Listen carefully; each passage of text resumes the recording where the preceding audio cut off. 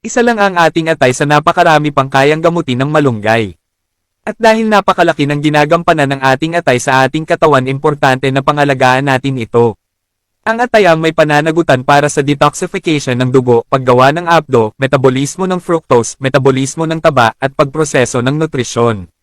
Ito ay natutupad dahil sa enzyme ng atay, kaya importante na manatili ito sa normal level.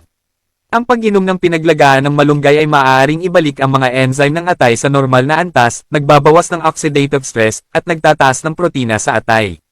Bukod pa rito, ang malunggay ay naglalaman ng mataas na konsentrasyon ng polyphenol sa mga dahon at bulaklak nito na nagpoprotekta sa atay laban sa oxidation, pagkalason, at pinsala.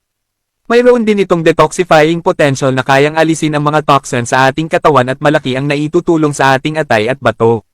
Nababawasan nito ang pinsala sa atay, fibrosis at reverse oxidation sa atay. Ang gawin lang ay kumuha ng isang tangkay ng malunggay.